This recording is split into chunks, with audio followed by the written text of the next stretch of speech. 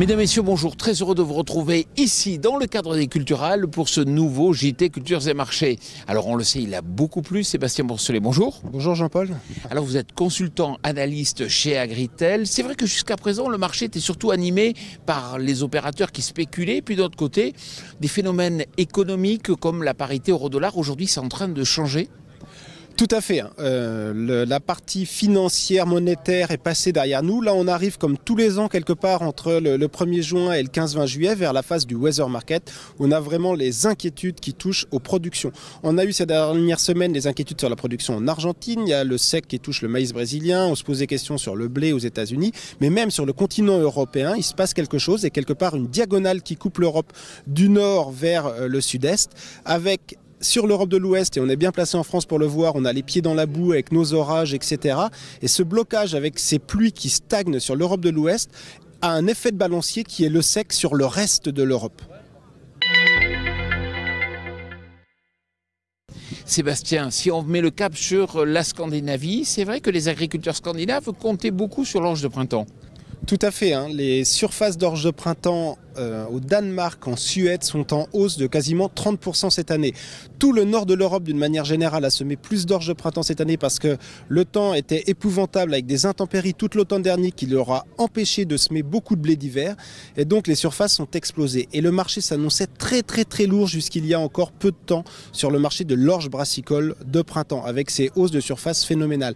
Et là, ce sec qui perdure, s'intensifie, inquiète sur les rendements et commence à animer le marché de l'orge brassicole qui commence à décoller, qui a déjà pris pas loin d'une dizaine d'euros la tonne sur les orges de printemps puisque c'est la zone clé de production pour le nord de l'Europe. Pour bien comprendre Sébastien, c'est vrai qu'il y avait un phénomène qu'on avait peut-être un peu oublié ces dernières années. C'est la demande. La demande progresse constamment sur les céréales au niveau mondial, notamment la demande pour l'alimentation du bétail, la demande en céréales fourragères.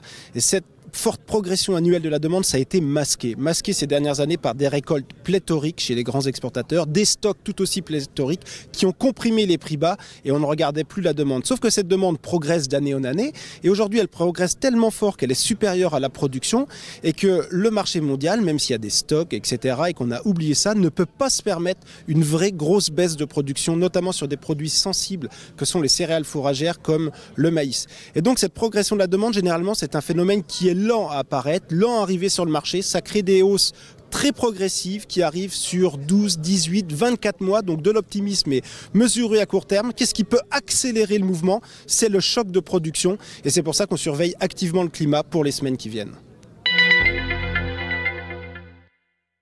72 millions de tonnes, c'est le chiffre clé de la semaine. 72 millions de tonnes, c'est le plancher des prévisions de récolte sur la Russie. C'est le chiffre minimum qui est prévu aujourd'hui par les analystes, les traders, les acheteurs, qui est surveillé par la Russie. C'est la prévision russe pour l'USDA en blé. Tout le monde aujourd'hui est optimiste et un petit peu au-dessus, mais avec le sec qui se développe en Russie, le chiffre pourrait être révisé à la baisse. Et si les estimations diverses et variées venaient à passer sous ce plancher, là il y aurait une vraie inquiétude qui naîtrait et qui ferait décoller le marché mondial du blé. Tant qu'on est au-dessus, il y a un peu de doute, mais les prix n'explosent pas. Si on passe en dessous, il y aura une vraie crainte sur le marché mondial du blé. L'USDA va donner ses prochains chiffres dans ses tout prochains rapports. Ce sera un des premiers indices à surveiller, mais ce chiffre de 72 millions de tonnes sur la Russie, c'est un peu le coup près qui peut faire basculer la campagne de blé qui est encore devant nous. Sébastien, merci beaucoup. Merci.